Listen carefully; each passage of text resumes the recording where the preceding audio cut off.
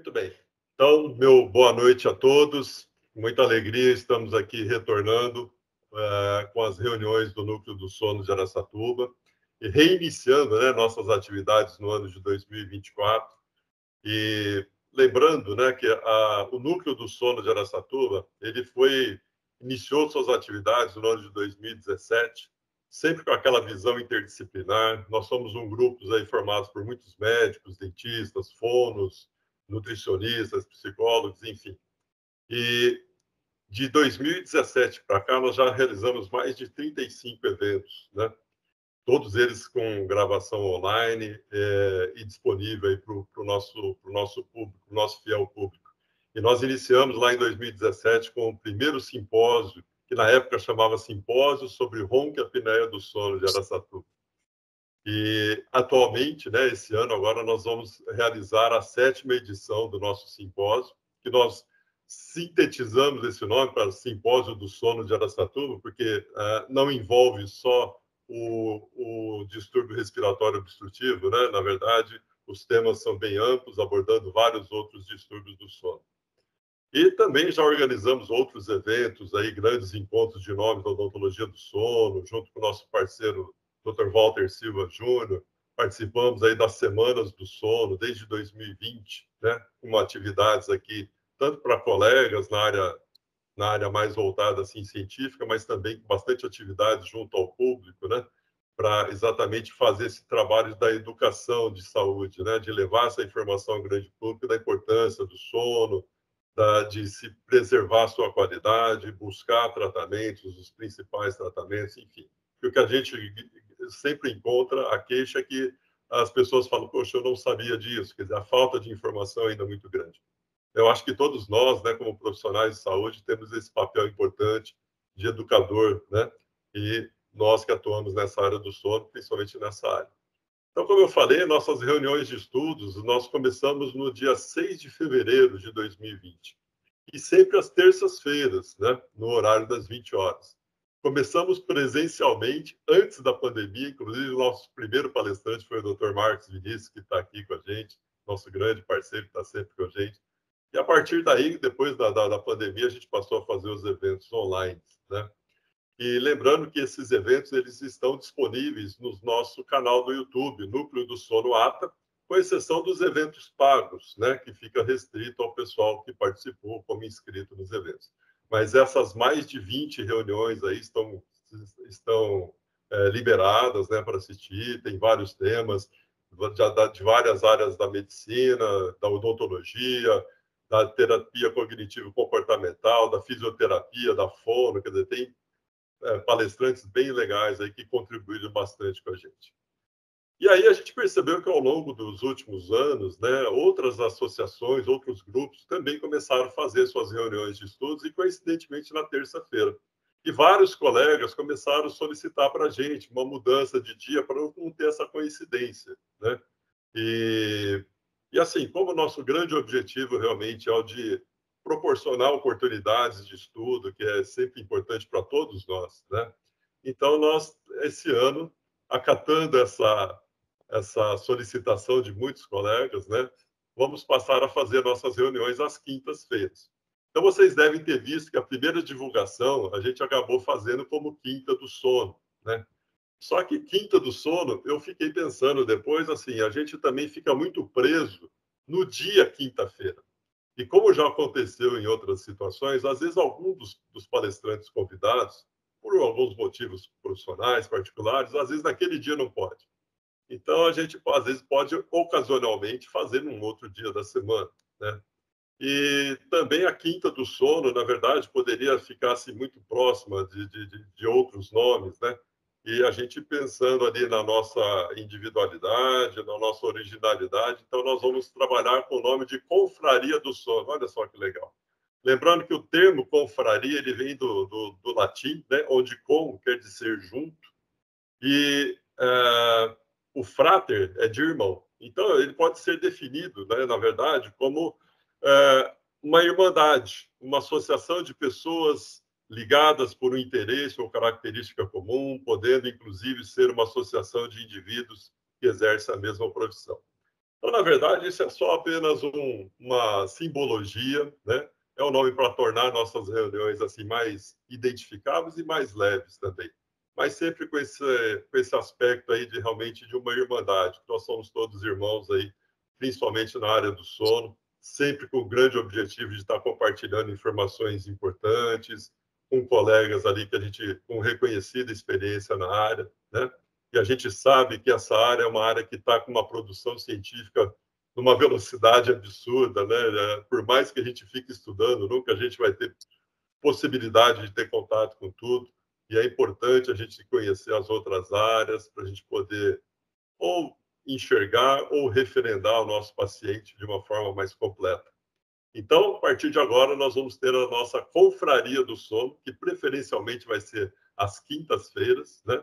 E eu gostaria que todos se sentissem muito bem-vindos nessa nossa casa aqui virtual do Núcleo do Sono de Araçatuba.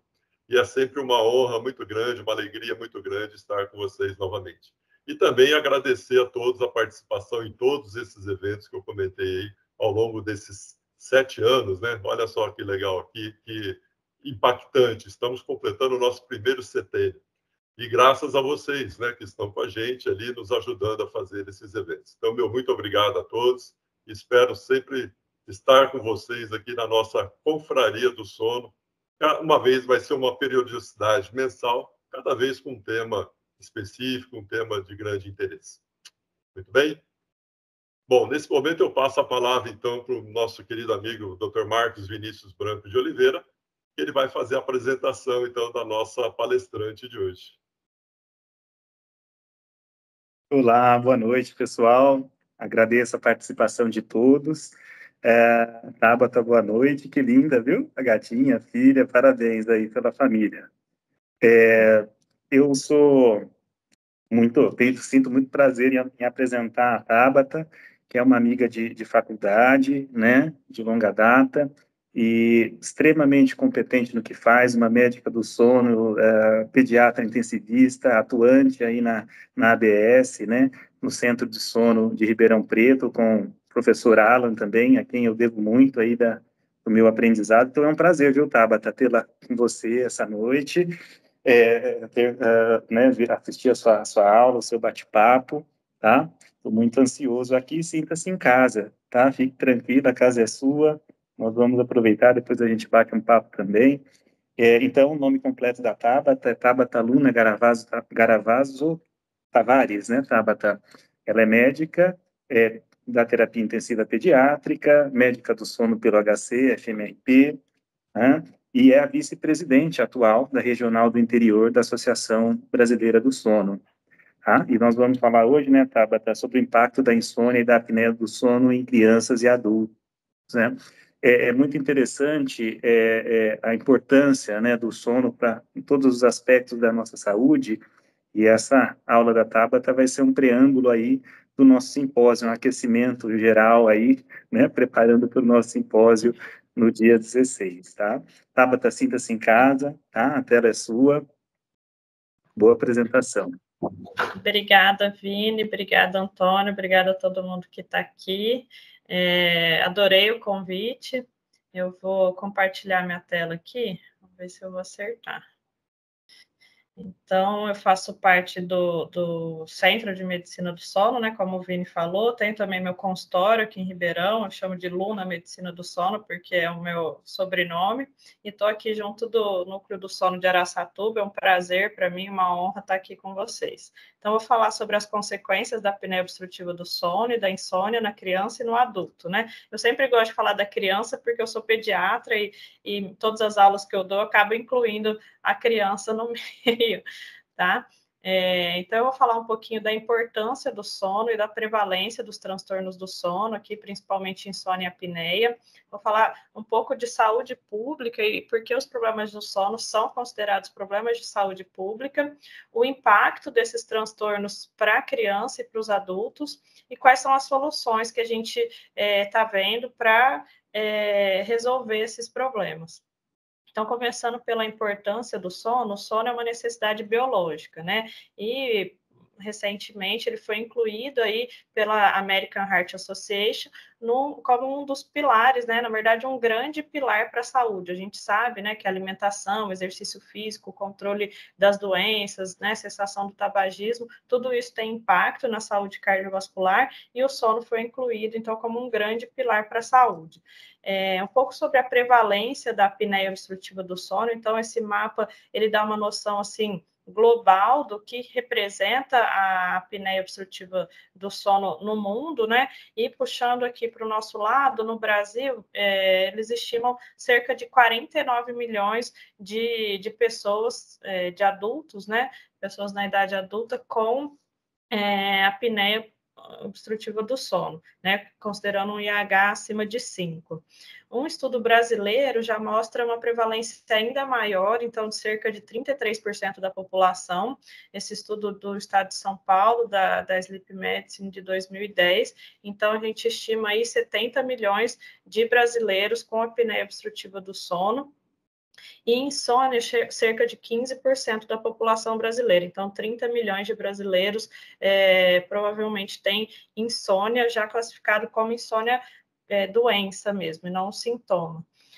E aí eu trago esse artigo, né, que foi publicado recentemente, aí em 2023, que fala da necessidade de promover-se a saúde do sono como importância na saúde pública, né? E ele traz as consequências dos transtornos do sono para a saúde pública. Então, vou falar um pouco disso, o impacto econômico que essas doenças trazem. Então, quando eu falo de transtornos do sono, aqui eu estou falando de apneia, eu estou falando de insônia, também estou falando de privação de sono e os outros transtornos menos prevalentes. Então, a gente sabe que existem mais de 80 transtornos do sono, né? Mas os mais comuns são esses que eu tô colocando aqui nessa aula. Então, trazendo mais a insônia e a apneia como os mais prevalentes. E aí o custo disso, eles estimam que Estados Unidos, Reino Unido, Alemanha e Japão tenham um gasto, né, um custo de 680 bilhões de dólares por ano com doenças relacionadas ao sono.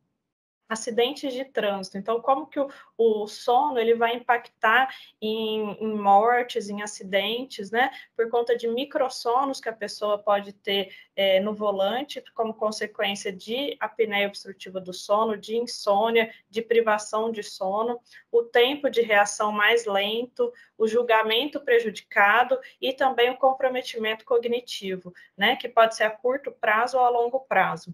Além disso, acidentes de trabalho, porque as pessoas, né, que têm problemas de sono, eles têm uma produtividade reduzida, né, então subótima, e mais acidentes no local de trabalho, seja em ambiente hospitalar, em ambiente fora do hospital. Então, vários tipos de acidentes de trabalho já foram relatados aí, de acordo com essa publicação de 2023. Além disso, doenças cardiovasculares, metabólicas e cerebrovasculares. Então, a gente vê cada vez mais o sono, né, as doenças do sono como causas de doenças cardiovasculares e cerebrovasculares. Então, a apneia do sono já foi correlacionada como causa de hipertensão arterial, né, aumento de risco de doença arterial coronariana, acidente vascular cerebral, fibrilação atrial, aumento da mortalidade em pacientes com insuficiência cardíaca, além de diabetes e obesidade. E aí, diabetes gestacional também nas gestantes.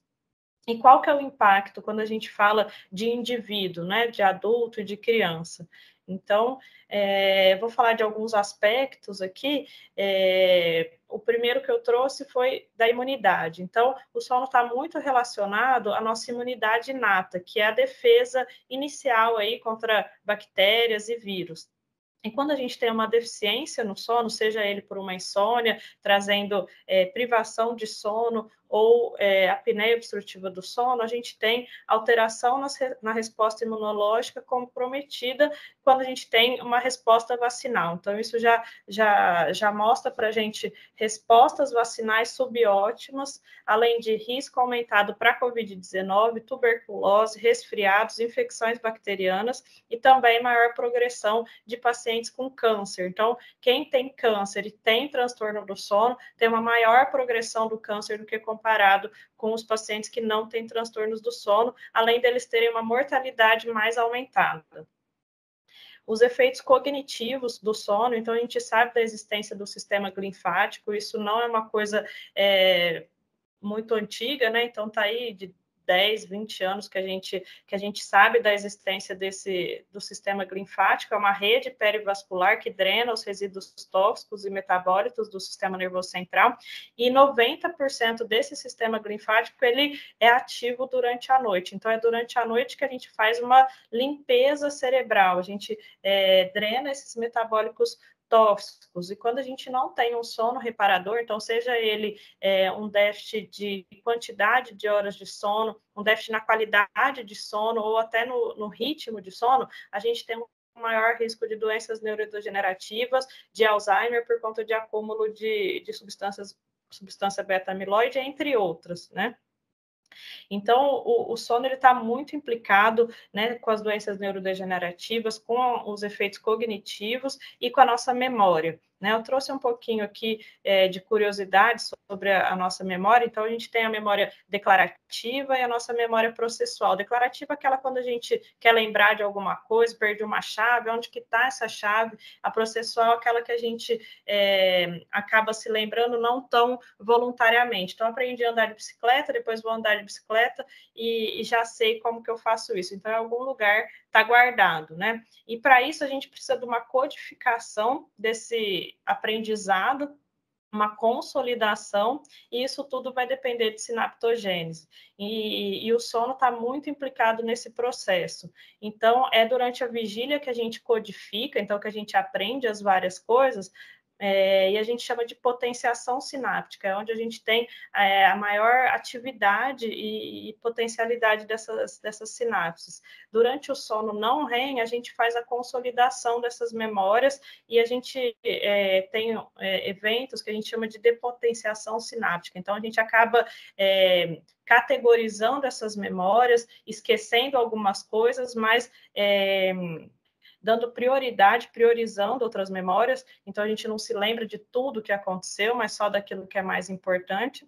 E durante o sono REM, a gente faz integração dessas memórias, né, que é o período de maior plasticidade sináptica. E essa ordem, vigília, sono não REM, sono REM, ela importa, né, para a nossa memória. E quando a gente tem uma alteração aí entre a vigília, sono REM e sono não REM, isso pode comprometer muito a nossa função cognitiva.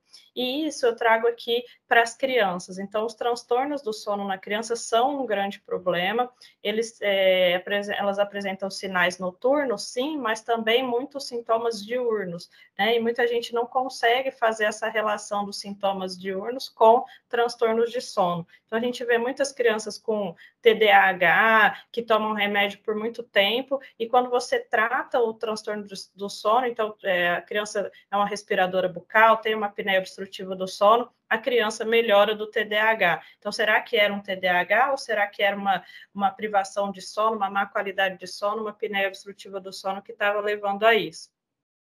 E aí, o que acontece? Esses transtornos do sono, eles vão prejudicar funções de habilidades cognitivas de alto nível na criança, porque o cérebro dela está em desenvolvimento, né?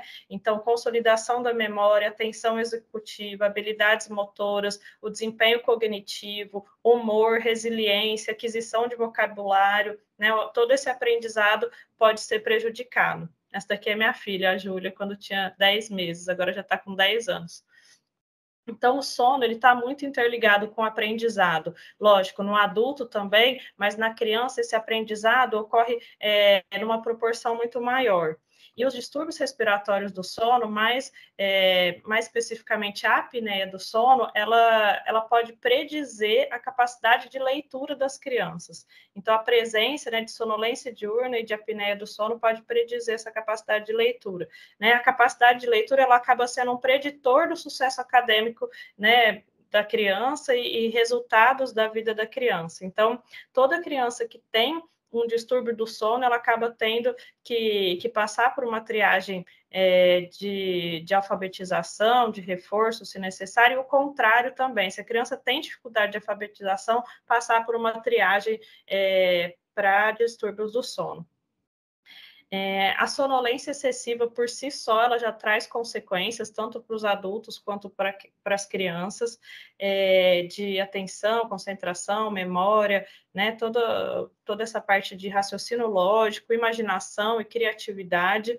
Então, imagina uma criança que está em desenvolvimento e ter prejuízo de todas essas funções. Então, as consequências são desastrosas para as crianças, tá?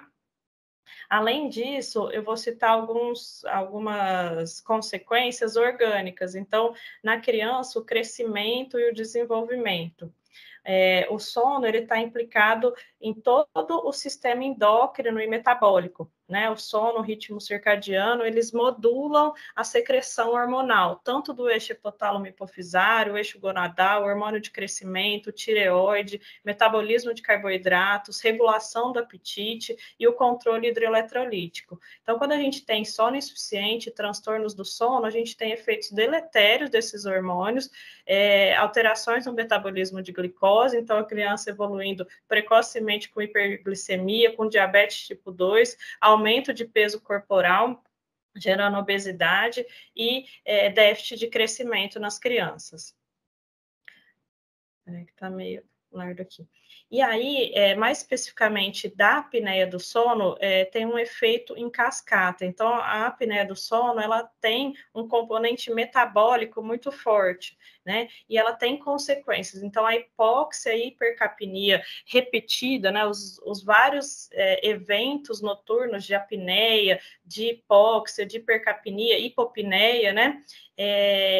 Juntamente com a fragmentação do sono, porque a criança ou o adulto, ele tem que despertar para retomar aquele fluxo aéreo, e além de uma pressão intratorácica aumentada, porque o esforço respiratório, né, quando você tem uma obstrução, você tem que aumentar o esforço respiratório para poder retomar o fluxo, né, e gera um aumento da pressão intratorácica. Tudo isso vai fazer com que a gente tenha um aumento do tônus simpático e alterações hormonais. Isso vai gerar um estresse oxidativo aumentado, aumento de inflamação, aumento de citocinas, adipocinas, como interleucina 6, TNF-alfa, e a consequência maior vai ser uma síndrome metabólica, tá? Então, com dislipidemia e com resistência insulínica. Além disso, toda essa alteração inflamatória vai levar a uma sobrecarga cardiopulmonar, com disfunção endotelial, aumento da aterogênese, hipertensão arterial, chegando a consequências como hipertensão pulmonar e insuficiência cardíaca.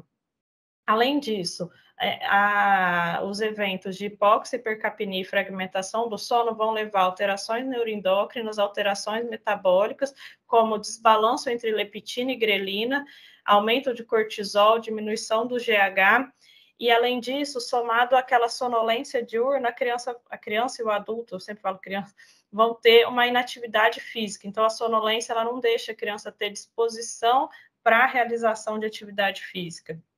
E aí isso vai combinar com obesidade e déficit de crescimento. Então, são alterações metabólicas que vão se somando aí noite após noite, né? Esse desbalanço entre leptina e grelina. Então, a criança e o adulto vão ter diminuição da saciedade, tendo preferência por alimentos mais calóricos, mais gordurosos, né? A redução do GH, a diminuição da atividade física, isso tudo vai aumentar a obesidade aí na nossa população. E nas crianças, o déficit de crescimento.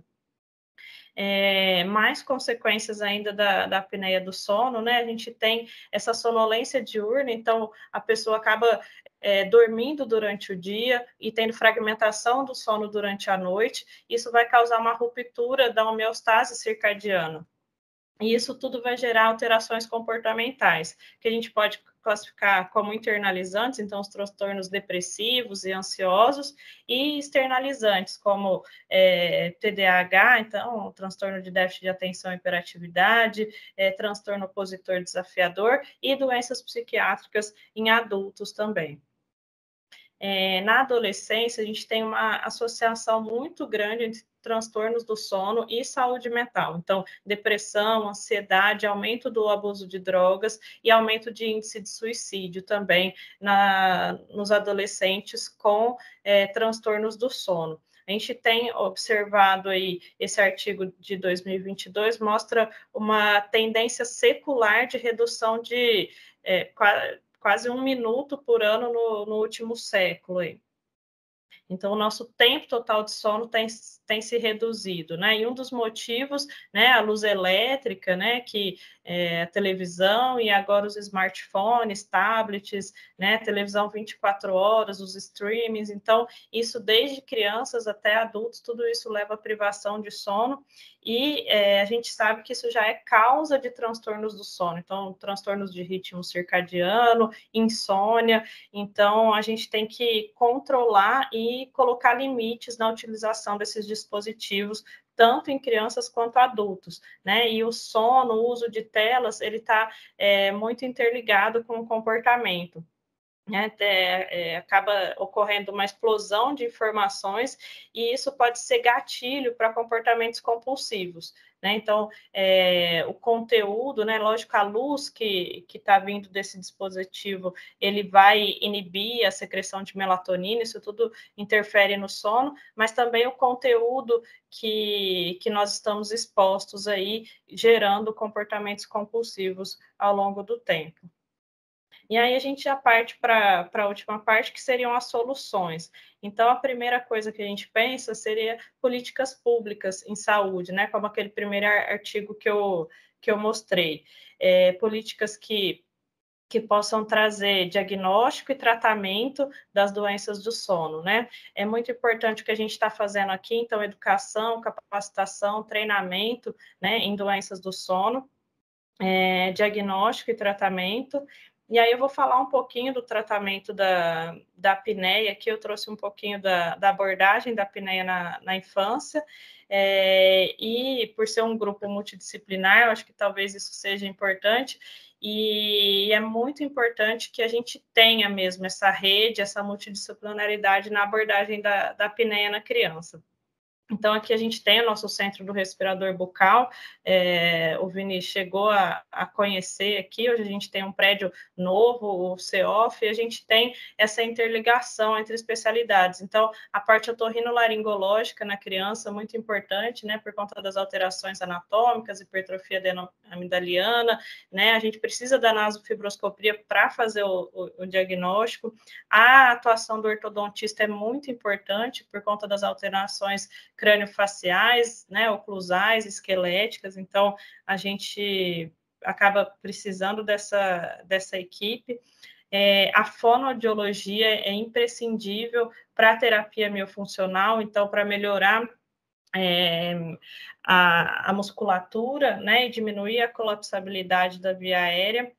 O alergista atua também no tratamento da rinite alérgica, diagnóstico, fazendo prick test e outros exames aí, quando é necessário. A gente sabe que 45% das crianças com apneia obstrutiva do sono têm rinite alérgica, e o tratamento da rinite alérgica diminui o índice de apneia e hipopneia, tanto em adultos quanto em crianças.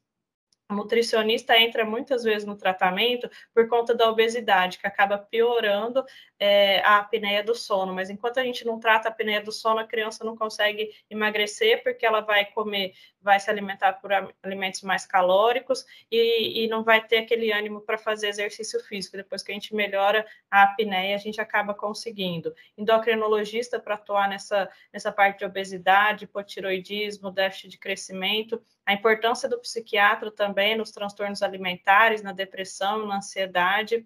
O psicólogo também, que é fundamental. Muitas vezes nós temos transtornos funcionais, dificuldade de adesão do tratamento e agressividade dos pacientes, e também nos transtornos associados à insônia. Então, a gente tem a COMISA, né? Então, a apneia obstrutiva do sono junto com insônia. Fisioterapeuta, né, quando a gente, mesmo fazendo todo esse rol de tratamentos, a gente ainda precisa adaptar um CPAP numa criança. E o médico do sono, né, para diagnosticar outros distúrbios do sono, entra nos exames, né, polissonografia, no diagnóstico e tudo. E o mais importante aqui, eu não sei se tem algum pediatra aqui, mas é o pediatra coordenar toda essa equipe, esse time aí de especialistas. E o que a gente precisa para a criança, né, de intervenção precoce. Então, a apneia do sono na criança está na nossa cara, né, a gente vê as crianças que têm um risco aumentar, então, um respirador bucal, uma face, né, alterada, e isso está na nossa cara, a gente precisa tratar, né, e conscientização dos pais, conscientização em escolas, para que a gente tenha intervenção precoce. Tá? Não vou ficar só falando de criança, vou falar um pouquinho de adulto. No adulto, a gente sabe que a apneia do sono, o padrão ouro é o uso do CPAP, é o que a gente usa mais, né? Apesar de outros tratamentos estarem aí em ascensão, mas eu não vou entrar nesse mérito. Depois, no simpósio aí do Núcleo do Sono de Araçatuba, vocês vão poder ter um pouquinho mais desse conteúdo. Então, o tratamento da apneia obstrutiva do sono no adulto, ele reduz morbidade e mortalidade. E aí eu trago um artigo aqui que saiu no final do ano passado, mostrando que a aderência do tratamento com o CPAP, ele diminui o risco de eventos cardiovasculares.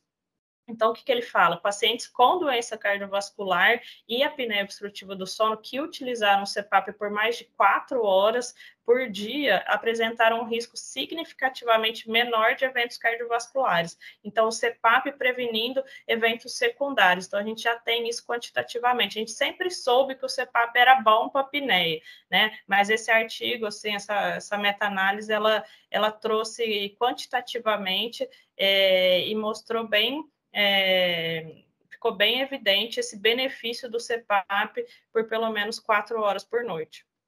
O tratamento da insônia, a gente sabe, né, que o padrão ouro é a terapia cognitivo-comportamental, a medicação, né, as medicações são reservadas para um público, né, bem restrito, muitas vezes com comorbidades, então a gente não tem, pelo menos aqui em Ribeirão e talvez no Brasil, um rol de profissionais capacitados para terapia cognitivo-comportamental, mas esse é o tratamento padrão ouro, por enquanto, para a insônia, né? A gente vê cada vez mais o aumento das terapias online, dos dispositivos para TCCI, né? Mas só para trazer essa importância. Quem quiser saber mais sobre TCCI, a gente vai ter ótimos profissionais aí no simpósio também, que eu já dei uma olhadinha na programação.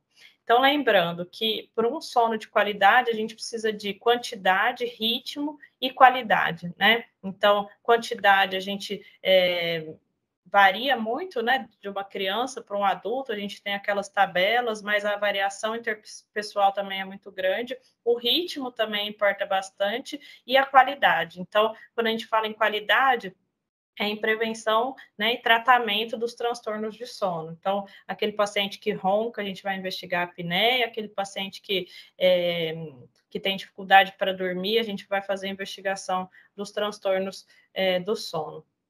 Lembrando aqui, a gente está bem engajado na Semana do Sono aqui em Ribeirão e aí em Araçatuba também. E o tema da Semana do Sono esse ano é a oportunidade de sono a todos para a saúde global. Então, vem falar bastante em relação à saúde pública e a serviços, políticas públicas de saúde. E esse ano, no Dia Mundial do Sono, né, o professor Alan me falou isso essa semana, que é no dia 15 de março, se não me engano, na sexta-feira, a gente vai ter aí um evento que, para mim, eu acho que é muito importante, mas é de uma frente parlamentar apartidária para buscar, né, então, políticas públicas relacionadas à medicina do sono, ao sono em geral. Para finalizar, então, de mensagem que eu deixo nessa aula, nessa breve apresentação, é que a apneia do sono e a insônia são problemas de saúde pública, que a gente precisa de políticas públicas, educação em sono e pesquisa nessa área, e que a intervenção precoce, ela melhora o desenvolvimento e crescimento, previne doenças, reduz morbidade e mortalidade, reduz acidentes, reduz custos, e é necessário uma abordagem multidisciplinar para que a gente possa atuar aí de forma efetiva nos transtornos do sono. É isso que eu queria deixar para vocês. Estou aberta aí às perguntas, à discussão, a um bate-papo. Eu coloquei um pouco dos artigos aí nesse QR Code e deixo aqui também meu Instagram, Luna Medicina do Sono.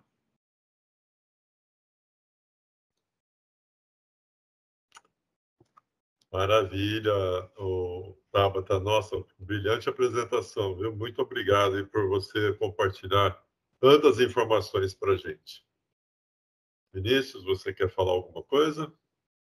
Olha, digo mesmo, viu, Fagnani? Muito obrigado, viu, Tabata? Espetacular a apresentação, super completa, objetiva e, ao mesmo tempo, profunda, né? Só tenho que agradecer mesmo, né? Porque foi magnífico, foi muito bom. É interessante, né, Tabata, que a fisiopatologia das doenças do sono acabam sempre culminando com a hiperatividade, né, do sistema hormonal de estresse, com o estado hiperinflamatório, e isso tem uma interação muito grande com todas as comorbidades aí, com as doenças crônicas que a gente convive no dia a dia, na criança, que está aumentando cada vez mais, e no adulto, que a gente já convive há muito tempo, né?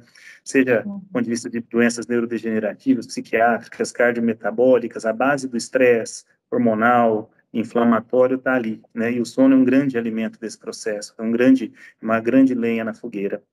E gostei muito da tua apresentação, toda ela, e queria enfatizar essa importância da arquitetura do sono, né? Então, para a gente conter esse processo fisiopatológico, independente do que a gente esteja tratando, a restauração da arquitetura do sono é o que nos dá a garantia do restabelecimento da funcionalidade do sono, né? Então, a gente tem que tratar com integralidade, né? A gente tem que entender a fisiopatologia de cada condição e sermos agressivos no tratamento de cada componente dessa fisiopatologia, não é? Então, precisamos corrigir a hipóxia na apneia, não há dúvida que precisamos, mas precisamos corrigir a arquitetura do sono desses pacientes.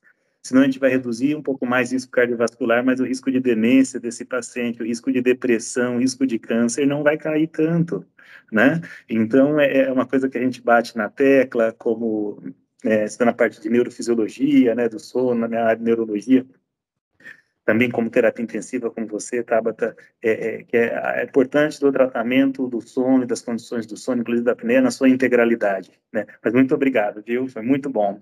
Não, que bom. Foi rápido, né? Acho que eu falei meio rápido. Menina, você foi muito precisa. Não, mas olha, como o Vinícius falou, você sintetizou de uma forma muito bacana, realmente. Olha, eu estou dando uma olhada no chat aqui, o pessoal não escreveu nenhuma questão. Mas eu queria dizer a todos, olha, que as câmeras estão permitidas, os microfones estão permitidos. Quem quiser fazer algum questionamento, alguma pergunta, vamos aproveitar a presença da doutora Tabata aqui, que ela está aqui disponível para nos ajudar. Eu quero fazer pergunta. Fagnani. Oi. Oi, eu Gerson.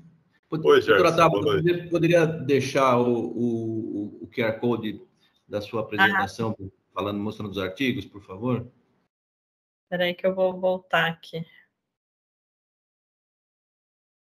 Se ficar difícil também, Tabata, depois eu pego na gravação e eu compartilho nos grupos.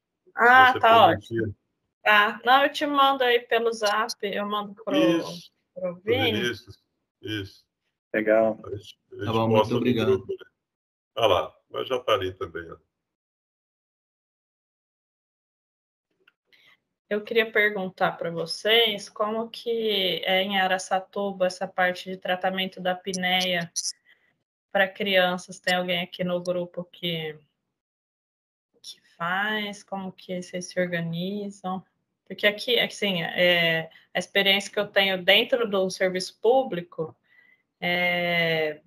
eu falo que eu não tenho outro lugar aqui, né? Na cidade, no particular, eu não consigo fazer o que a gente faz lá no HC, que já vem a fono, o dentista, já avalia, já faz nasofibro, já tem o imuno junto, prick teste, já faz tudo ali um combo.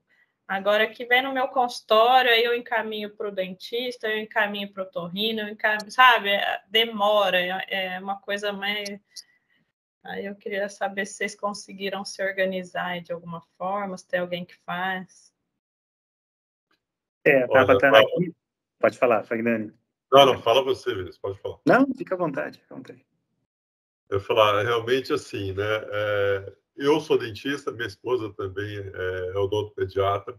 A gente faz um atendimento com crianças, assim, Mas, infelizmente, a gente não tem essa realização de sonho que você tem aí no serviço público, com todos esses profissionais aí atuando já quase que disponíveis, né, ao mesmo tempo. Mas, lógico que aqui, quando nós percebemos ali já alguma alteração crâniofacial, a gente já faz uma intervenção direta. É um serviço particular, a gente não trabalha no serviço público aqui. E a gente tem uma rede de colegas, otorrino, pediatra, que a gente está sempre trabalhando em conjunto, se indicando, se referendando pacientes também, para que a gente possa atender as principais necessidades do paciente também. Uma coisa até que eu ia perguntar para você, assim, que infelizmente aqui em Araçatuba, na região, a gente não tem a possibilidade de fazer uma polissono tipo 1 infantil aqui. Nós temos um único centro que faz uma polissono tipo 1 aqui, mas ele não faz, ele não aplica na criança. Vocês aí em Ribeirão, vocês têm, né? O centro diagnóstico que faz a polissono 1 na criança. Tem, assim, a gente tem algumas limitações, né? Então, no HC a gente faz a partir de 0, né? Então, de qualquer idade a gente consegue fazer. A gente só não tem a capnografia, né? Que sempre está com defeito, sempre o sensor não pega, então essa parte da capnografia a gente até desistiu, mas o melhor lugar para fazer aqui em Ribeirão é no HC. Agora, a gente tem outras clínicas particulares, então no convênio eu acabo... No convênio não, no particular eu acabo indicando, que fazem assim, a maioria faz acima de 5 anos. Então, tem 5 clínicas que fazem aqui, 2 que eu indico bastante que fazem em criança, mas assim, se eu tenho uma criança de 1 ano, 2 anos, é mais difícil. Eu tenho que meio que implorar, assim. Aí, às vezes tem a clínica civil, que o paciente consegue entrar para fazer no HC, né, mas via particular, e aí acaba conseguindo fazer lá, se for uma necessidade, assim, de um exame para uma criança menor. Mas tem essa dificuldade, sim. Inclusive, semana passada, eu e minha esposa, nós atendemos um bebê de 1 ano e 2 meses que fez uma polissono no HC de Ribeirão. Ah, é? Acho que ele até passou com o Vinícius também. Sim. Acho que você deve lembrar do caso. Lembro sim. Realmente, Tabata, é o que o Fagnani comentou. Na criança, a gente tem uma dificuldade grande. Eu acho que o grande percalço aí nosso é o acesso ao exame, né? Então, a gente acaba encaminho muito para Ribeirão, todos os meus pacientes, né, para fazer a poli aí, e acaba demorando um pouco para voltar, né? Mas a partir do momento que a gente tem o resultado em mãos, a gente tem essa rede de dentistas, né, fono, pediatras, otorrinos que fazem otorrinopediatria, e aí a gente acaba sem um centro físico definido, mas conseguindo fazer esse sistema de encaminhamento, né, no privado, né, no particular ou no convênio. Mas sabe o que eu acho? Que o mais difícil ainda não é conduzir, o mais difícil é chegar no consultório. Eu acho que ainda a gente não conseguiu atingir a população de maneira adequada, efetiva. Eu acho que se a gente for ver o tanto de crianças que chegam para a gente tratar em relação ao tanto de adulto, é uma diferença muito grande. Eu acho que ainda não, a população não está suficientemente informada da importância do sono na infância. Quer dizer, a gente tenta, né, Fagnani? A gente está nessa luta há anos, né? A gente está nessa luta há anos. Mas eu não sei se é a percepção de você, Fagnani, no seu consultório, percentual de crianças em relação a adultos, né? A gente sabe que existe uma janela aí de potencialidade de intervenção única na infância para a gente tratar esses distúrbios e evitar as complicações tardias, né? Mas eu ainda sinto que ainda não chega um número suficiente de pacientes, assim, proporcionalmente ao tamanho do problema, né? Verdade. Antes de complementar, eu ia falar, Otávio, você poderia descompartilhar a sua tela? Nós estamos vendo seu WhatsApp aqui. Claro, se meu marido já chegou, que eu não sei se ele está aqui. Como que Na verdade, olha, o fato da minha esposa ser odontopediatra e as pessoas saberem, né, que de alguma forma a gente tem esse olhar, né, essa atenção para a questão respiratória, problema da síndrome do respirador bucal. Então, assim, na verdade, a gente acaba recebendo uma quantidade, porque o público dela é criança, né? Ela atende mais a primeira infância, realmente, né? Mas eu concordo plenamente com o Vinícius, a falta de informação, muita gente chega com a criança com esse sofrimento, mas sem ter uma informação da gravidade do problema, né? De entender a necessidade de se atuar. Eu não digo precocemente, porque o termo precoce parece que é uma coisa que é antes da hora, né? Mas o mais cedo possível, né? Seria bem, bem importante. Alguém queria falar alguma coisa aí? Eu queria só complementar essa questão da criança, né, que ainda tem essa defasagem aí de buscar o acompanhamento. A minha experiência aqui no Rio, no ambulatório de sono que a gente tem aqui no Hospital Gafreguini, aqui na Tijuca, que tem dentro da clínica de otorrino, tem um ambulatório de sono, né? E esse ambulatório, ele tem dentistas voluntários, tem fonoaudiólogos, tem fisioterapeutas e tem os médicos otorrinos do sono. E às vezes a gente se sente assim um pouco impotente, né? Porque, por exemplo, eu vou lá como voluntária, mas na verdade eu não consigo tratar essa criança lá. Muitas vezes eu auxilio no sentido de dizer assim, olha, a otorrino fez os procedimentos que tinham que ser feitos. Carmen, tem como essa criança que tem indicação, você consegue, será que ela tem indicação, tem um palato-atrese, com algumas questões assim. Só que aí, muitas vezes, a criança fez as cirurgias otorrinolaringológicas, ela precisa ir para um atendimento ortodôntico para fazer uma disjunção maxilar, para fazer alguma coisa para ela, e a gente não tem para onde mandar. A gente fica dependendo da tal da clínica da família para mandar para algum lugar que tenha esse ortodontista que faça isso, que a gente sabe que não tem. E aí a gente, às vezes, consegue. Eu tenho um colega que dá aula na faculdade tal, aí você manda para lá, porque são pessoas, geralmente, que não têm condição de ir para um consultório. Né? Aí a gente agora manda para a clínica de odontologia do sono, muitas vezes, da UF, quando são adultos. Mas a UF agora não está conseguindo absorver as crianças, porque eles estão com um problema com o curso de especialização lá que não conseguiram refazer. Então, assim, às vezes esse paciente, eu me sinto um pouco... Esse paciente fica meio perdido, ele não tem muito o que fazer com ele. Às vezes ele chega, ele consegue esse acesso, ele consegue saber que ele precisa ser tratado, e a gente fica assim, sem ter para onde mandar esse paciente. É uma situação que, assim... eu fico, às vezes, muito, muito sensibilizada com isso, né? Olha, Carmen, você tocou num ponto que é importante, porque é aquilo que a gente sempre fala, é um diagnóstico que a gente faz assim, da carência de profissionais que têm um conhecimento, uma capacitação para atuar nessa área, né?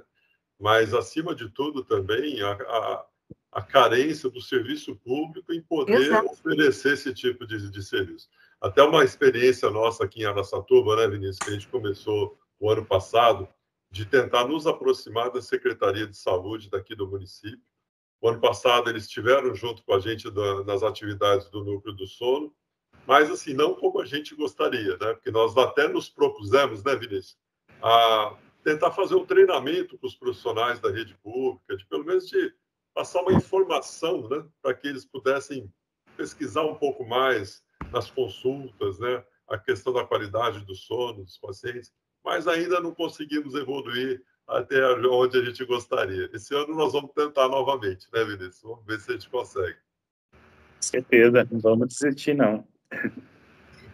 E é um desafio, e eu acho que nessa época do ano, que tem a Semana do Sono, né, a gente acaba tendo, sei lá, acho que uma vontade maior de atuar nessa parte, né, tanto em relação a políticas públicas, quanto em relação ao que o Vini falou anteriormente de conversa com a população, essa parte de extensão, né?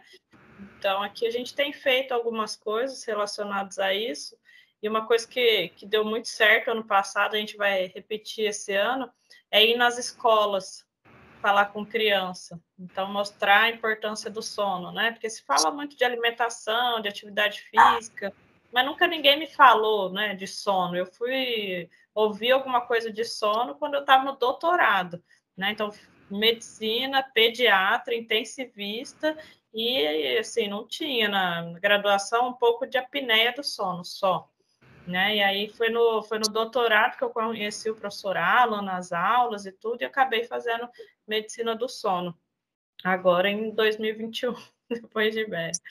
E aí eu acho que tem uma carência muito grande, né, das pessoas, uma ignorância mesmo sobre a importância do sono. Eu acho que nós, né, vocês aí, nós aqui, você no Rio, cada um no seu cantinho, tem uma obrigação assim com a sociedade. A gente vai tentando, né? Mas quando você fala, por exemplo, assim, de ir nas escolas, cara, a gente aqui, eu falo isso até por experiência, eu trabalho como voluntária de uma ONG, né, da Turma do Bem, desde 2006. Cara, aí nas escolas é uma dificuldade absurda. Eles muitas vezes não permitem que você vá na escola. Não permitem que a gente vá lá triar as crianças para encaminhar para um atendimento gratuito de uma ONG. Eles não abrem para você ir, fora quando são escolas em áreas de risco. É complicado, o negócio não é simples, não. A gente não pode perder a perseverança, entendeu? Tem que perseverar. O caminho que a gente teve aqui foi através do programa Saúde na Escola. Sim, já tivemos aqui. Hoje em dia... Mas imagino que no Rio de Janeiro seja mais difícil. Acho que é por causa da dimensão, entendeu? Se você pega isso... por exemplo, o Fagnani falou, eu com a Secretaria de Saúde, né? Cara, quando você está numa cidade menor, né? Não precisa ser muito pequena, mas você consegue, talvez, esse acesso de uma forma não mais fácil, mas é menos complexa do que você estar em São Paulo, Rio de Janeiro, entendeu?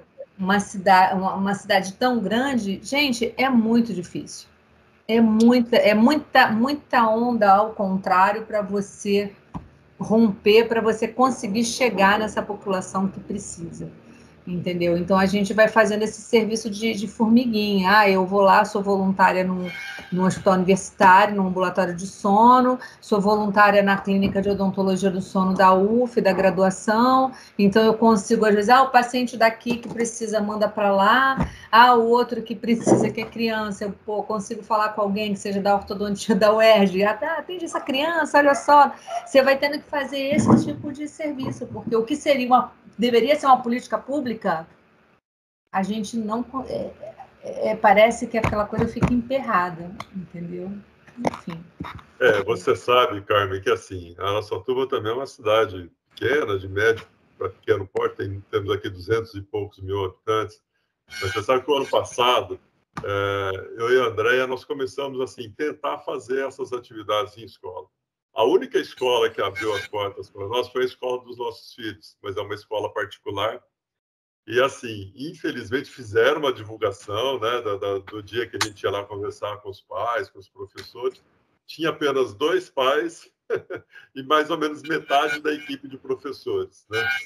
E a grande dificuldade que nós temos aqui é tipo assim, e aí, a gente vai referendar esse paciente para onde? Você vai numa escola pública... nós vamos referendar isso para o consultório particular. Nós temos aqui a nossa ação, uma pequena ação de benemerência, que a gente atende algumas crianças, assim, mas também a gente precisa... Nós dependemos da nossa profissão também, né? Não dá para fazer só benemerência, né? A gente tem que ter... Mas é um universo muito pequeno, o nosso alcance aqui. A questão da política pública, eu acho que ela passa, inclusive, pela questão da Secretaria de Educação, não só de Saúde, né? Exatamente para tentar abrir exatamente isso. A educação é mais fácil você ter acesso à escola pela Secretaria de Educação do que muitas vezes você conseguir que a Secretaria de Saúde te abra essa porta por qualquer programa que seja. Agora, quanto a essa questão que você falou do referendar, eu passei uma situação muito interessante agora, no início do ano, com a questão das palestras da Semana do Sono. Eu fui do Corpo de Bombeiros, né? Já estou na reserva já há algum tempo, mas eu fui ortodontista de lá a vida toda. E eu levei a possibilidade, eu falei assim, olha, gente, fui lá, conversei, quem é atualmente o diretor de lá, de odontologia, é uma colega que foi da minha turma. Então, assim, fui lá conversar sobre a possibilidade de levar essa palestra sobre sono, falar sobre sono, não só para os médicos e dentistas da corporação, né? como para o bombeiro, né, que é um trabalhador de turno, é privado de sono, é de tudo, e que muitas vezes tem uma série de problemas e não se toca. E eu me lembro que quando eu falei da questão de levar falar sobre isso, a pergunta foi a seguinte: mas aí como é que a gente vai ter esse problema lá? Você vai falar sobre como é que a gente vai tratar essa gente se a gente não tem infraestrutura para isso? Aí eu falei: oi? Quer dizer que então, porque a gente talvez não tenha estrutura aqui dentro para tratar, a gente não vai informar as pessoas que elas têm um problema e que elas precisam tratar?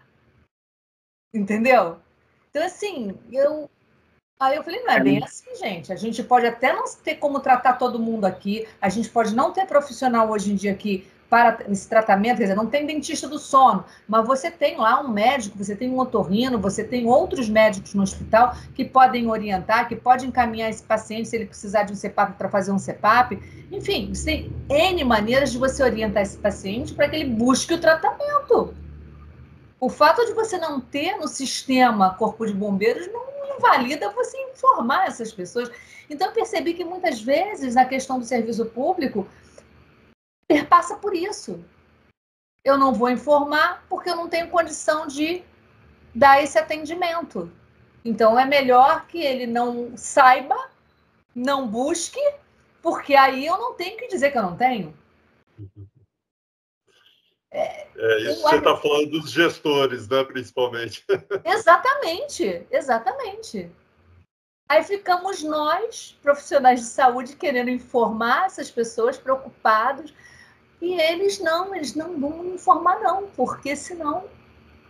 Mas aí com muito custo eu consegui conversar e aí vai sair, as palestras vão sair, mas mesmo assim eu tenho consciência de que só vão sair porque essa minha amiga, que é diretora de odontologia, falou assim, não, é importante, eu quero que os meus dentistas saibam, e aí os médicos não vão ser convidados, mas não se tem nenhuma, não se sabe se vão ou não, entendeu? Os bombeiros eu tenho que ir para lá às 8 da manhã, que é antes de começar o turno deles, então tem que ser naquele horário, só pode ser 1 hora no máximo, mas tá ótimo, né? Palestra de mais de 1 hora. Mas, assim, tudo difícil, entendeu? E eu percebi que tinha muito disso, porque no sistema não tem como tratar, então eles acham, até porque muitos desconhecem o que é esse tratamento, porque lá eles têm psicólogo, lá eles têm psiquiatra, lá eles têm fisioterapeuta, lá eles têm médicos de todo tipo. Então, assim, existe um suporte que poderia ser disponibilizado, no mínimo, de orientação desse bombeiro, que privado de sono pode não exercer o trabalho dele da maneira que deveria exercer. Aí cai helicóptero, entendeu? Aí bate carro-bomba, né? O cara mergulha, tem que mergulhar para buscar alguém, aí está privado de sono. Como é que ele faz isso? Tem que correr para fogo, privado de sono. Como é que faz? Aí se acidenta, né? Então, assim... Mas é um mundo que a gente vive e que a gente tem que batalhar para melhorar. Mas a gente não pode... Denise, meu amor, diga.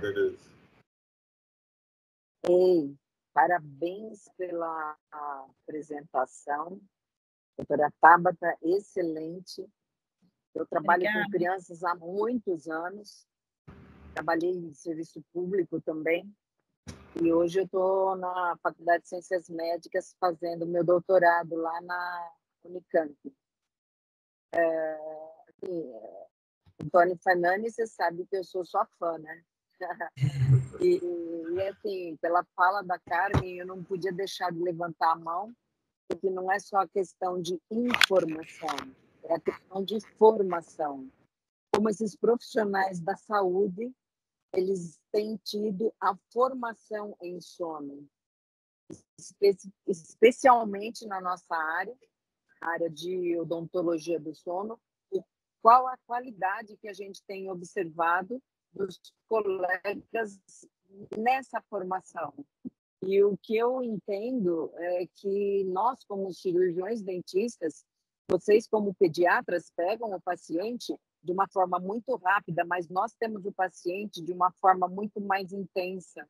no atendimento, no acompanhamento dessas crianças e como nós podemos, através da formação, ter um melhor direcionamento e, com isso, a multidisciplinaridade, interdisciplinaridade que seja, para que a gente possa ter uma equipe que trabalhe em conjunto dessas famílias e, com isso, a gente consiga ter uma melhora nessas crianças para que elas não venham a ser futuros apneicos numa idade adulta. Então, eu sempre batalhei isso desde quando eu me formei, quando eu fiz a fisiologia do sono, a patofisiologia do sistema orofacial. Então, assim, eu vejo a importância das funções estomatognáticas e o quanto a parte respiratória nesse contexto como um todo é extremamente importante. E a gente sabe que o nariz é a pedra fundamental do esqueleto da face, onde todos os ossos estão inseridos a ele. Né? Então, Faiane, parabéns novamente pela sua seleção, doutora Tabata pela fala e Carmen pela inserção do seu assunto. Obrigado, Vinícius. Obrigada. Vinícius, você ia falar alguma coisa também, Vinícius? Não, só elogiar os comentários também da Carmen, né, bem precisos aí dessa dinâmica difícil de ser rompida, né? Porque se a gente não conscientiza a população não cobra, né, Carmen? E se não cobra, é melhor, né? Porque vai dar menos trabalho, vai dar menos gasto, né? E como romper, né, esse ciclo de desinformação? Será que, como profissionais da área, a gente tem força suficiente, né, para romper esse ciclo? Né? Acho que enquanto a gente não tiver também uma visão política do bem-estar social, da prevenção, da atenção primária à saúde, a prevenção primária e a importância que o sono tem na prevenção primária de dezenas, centenas de patologias, né? Eu acho que vai ficar um pouquinho difícil, mas enquanto isso a gente vai se fortalecendo, né? A gente vai se formando, formando grupos, né? Melhorando a propagação do conteúdo do sono, né? Diante da população, dos próprios profissionais de saúde, esperando um momento melhor, né? Em que a política se abra para a gente também, né? Sem dúvida. Verdade. Mas é isso. Queridos, já são 9 e alguma coisa, nós precisamos também dar um descanso para a doutora Tabata, né, que gentilmente esteve com a gente aqui. Eu gostaria de saber, tem mais alguma pergunta direta para ela, para a gente poder estar desenvolvendo mais o tema? Tabata, você não deixou dúvidas para ninguém, então. Sua explanação foi perfeita. Tá bom. Combinado, então. Estou à disposição, tá, de participar quando vocês quiserem me chamar, tá bom? Com certeza, Tabata. Vai ser um prazer. Quero ver as divulgações aí para ver as outras reuniões também, quem sabe. Legal. Você sabe que um dos grandes objetivos dessas reuniões é exatamente isso, como a Denise comentou, a questão da formação dos colegas, né? A gente abre esses espaços exatamente para que fomente essa educação continuada que todo profissional deve ter, né? E sempre com temas interdisciplinares aí, por mais que a gente não, eu como dentista não vou atuar na área do médico, mas eu preciso ter conhecimento para poder identificar, diagnosticar meu paciente, encaminhar para o Vinícius, que é o nosso mestre aqui da medicina do sono, Araçatuba, né? Então, dentro dessa visão interdisciplinar, é extremamente importante que todos se atualizem, né? Que todos possam, de uma certa forma, estar interagindo com todas as áreas, né? E só uma questão, assim, eu vou aproveitar uma oportunidade aqui.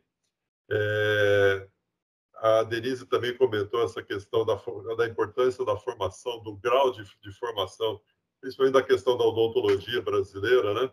E nós podemos, Denise, em primeira mão, passar uma pequena informação. Nós tivemos, né, a Denise, a Carmen, eu, o Dr. Almir Machado, né, o Dr. Marcelo, a Lurdinha, Maria de Lourdes Rabelo, lá de Belo Horizonte, nós estamos aí, vamos desenvolver, né, um projeto de pesquisas para tentar fazer um diagnóstico da situação atual dos dentistas capacitados que atuam na área do sono. A nossa ideia, obviamente, é tentar fazer isso a nível nacional, para que, além, né, da gente estar tendo um subsídio para que as autoridades possam olhar isso com mais carinho e, quem sabe, desenvolver uma especialidade, né, uma especialização de odontologia do sono, que é uma área muito específica, mas também despertar uma nova consciência aí nos cursos de formação, que realmente tenha uma condição mais completa, né, para o dentista que vai atuar na área do sono. Minhas colegas, se quiserem complementar, fiquem à vontade. Eu quero, lógico. Nós não estamos iniciando, ele já iniciou. A gente agora está no processo de aprovação. Nós fomos aprovados pelo Comitê de Ética da Unicamp para poder desenvolver esse trabalho. E aí nós vamos carinhosamente oferecer para vocês um convite para os cirurgiões dentistas que se interessarem em participar dessa nossa pesquisa, porque por conta disso a gente vai conseguir fazer a atenção, levar a atenção para as autoridades regulatórias e o nosso alvo é o Conselho Federal de Odontologia, onde nós vamos solicitar aí a nossa especialidade, porque há anos estamos trabalhando com isso e ainda não somos reconhecidos. Com isso, a gente vai ter, claro, que uma possibilidade muito maior de atingir um número muito maior de pessoas.